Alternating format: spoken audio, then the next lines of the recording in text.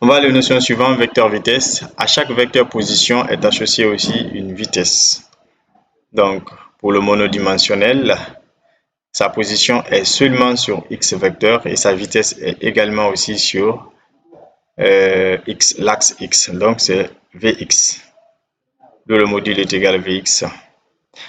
Et sa position, dans le plan, sa position est déterminée par deux axes et par ses composants sur deux axes x et y. Également, sa vitesse aussi se partage en deux suivant l'axe x et suivant l'axe y, d'où Vx et Vy.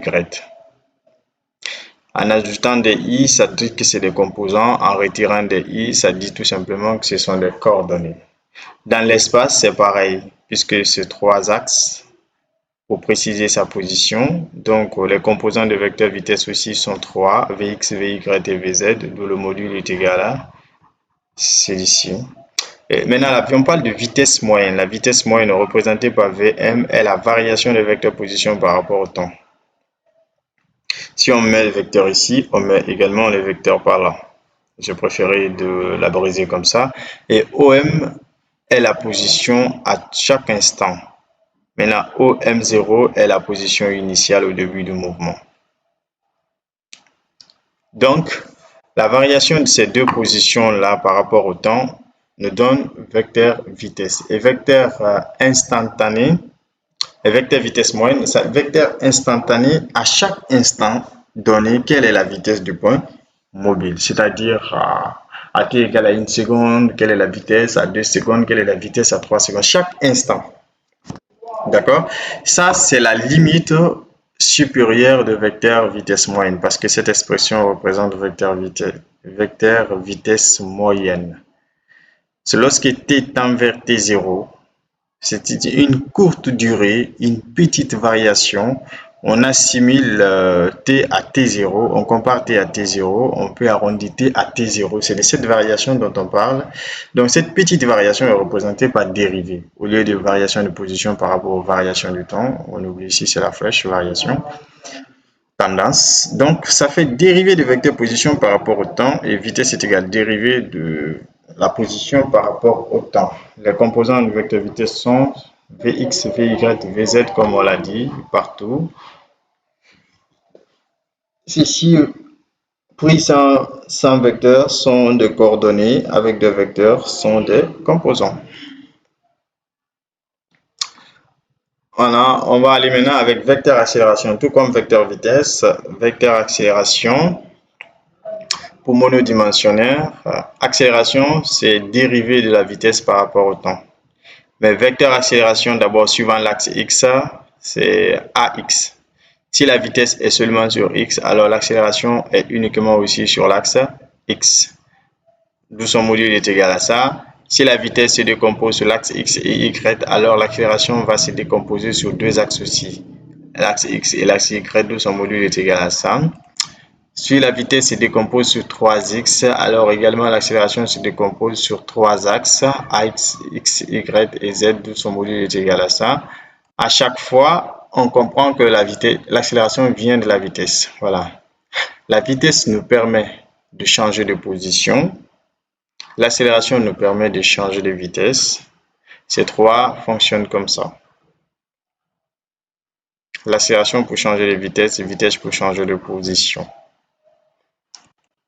Donc, si une grandeur se décompose sur trois axes, l'autre se décompose exactement sur trois axes. Accélération moyenne. Accélération moyenne aussi est liée à la vitesse moyenne. C'est la variation de la vitesse. La variation de la vitesse par rapport au temps. On a vu tout de suite que la vitesse moyenne, c'est la variation de la position par rapport au temps. Donc, l'accélération moyenne aussi, c'est la variation de la vitesse par rapport au temps. Il s'agit du même théorème. Ici, c'est flèche de la tendance. Je m'excuse pour cette erreur à chaque fois. Et c'est lorsque t tend vers t0, jusqu'à ce qu'on compare t à t. Une petite variation. Si cette variation est grande, on parle de vitesse moyenne, mais lorsque cette variation est très très petite, on parle de l'accélération instantanée. Donc c'est une petite variation qui est assimilée à presque aucune variation. Donc on parle en ce moment des dérivés de vecteur vitesse par rapport au temps. C'est la limite supérieure et vitesse étant celle-ci, Vx, Vy et Vz, l'accélération va se décomposer aussi en Ax, Ay et Az. Si la vitesse se décompose en Vx, Vy, l'accélération se décompose en Ax, Ay. Si se décompose seulement en Vx, l'accélération se décompose en Ax. On va aller avec l'accélération dans la base de Freinet. J'ai gardé ce repère à côté dès le début. Ça, c'est la base de Freinet. Qu'est-ce qu'on appelle base de Freinet? Base de Freinet, c'est un repère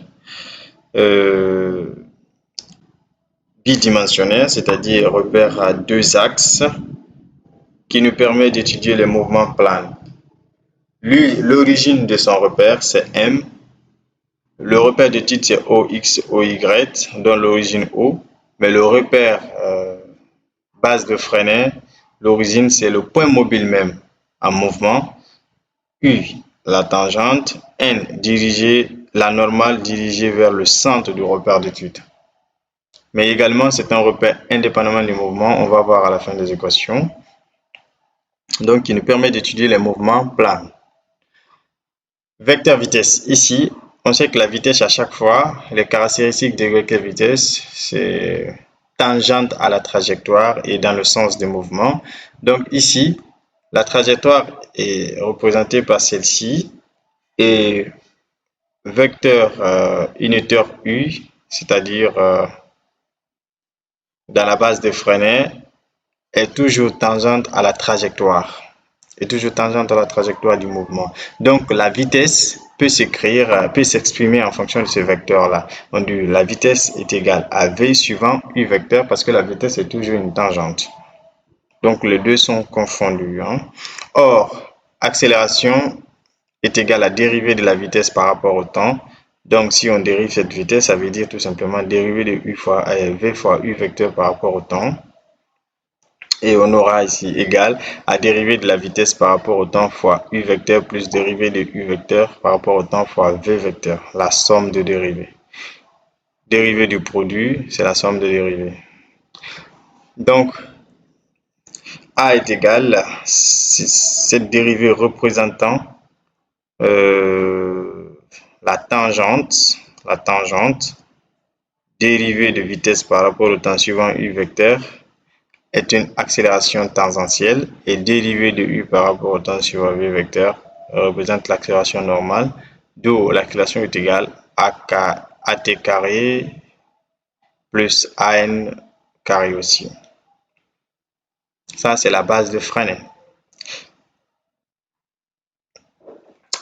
Eh bien, AT est égal à dérivée de la vitesse par rapport au temps, AN est égal à V carré sur R. À chaque fois, une formule aussi démontrable à l'université. AN est égal à V carré sur R, démontrable à l'université. Bon, on va progresser. Nature du mouvement. On va aller avec la nature du mouvement. On détermine la nature du mouvement est donnée par le produit A fois V. Lorsque A fois V est supérieur à 0, le mouvement est uniformément accéléré. Lorsque A fois V est inférieur à 0, le mouvement est uniformément retardé. Lorsque A fois V est égal à 0, le mouvement est uniforme. Pour A égale à 0 et V égale à 0 à la fois, le mouvement est définitivement fini. Sinon, c'est temporaire pour tout arrêt instantané du mouvement. Voilà, cette partie est très importante parce que dans beaucoup d'exercices en cinématique, on va dire à l'arrêt, ou bien à un certain moment, vous allez trouver que le produit est nul. Lorsque A fois V est égal à 0, ça ne veut pas dire que le mouvement est arrêté. Non. Soit le mouvement est uniforme comme on l'a dit ici, le mouvement est uniforme, ou bien le mouvement est complètement arrêté. Si la vitesse est nulle et que l'accélération existe, le mouvement ne s'arrête pas. C'est-à-dire, à un instant donné, précis, la vitesse elle est nulle, mais le mouvement continue. Bon, si vous avez des questions sur cette partie, vous pouvez me dire en commentaire. Je peux spécialement faire une vidéo pour expliquer cette partie-là. Donc, le mobile ne s'arrête que lorsque l'accélération est 0 et v égale à 0. Si l'accélération est nulle, la vitesse existe, il y a le mouvement qui continue. Si la vitesse est 0 et que l'accélération existe, il y a aussi le mouvement qui continue bel et bien.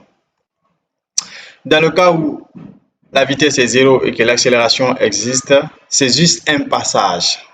Mais comme je l'ai dit, je peux bien expliquer cette partie à travers vos commentaires et demandes.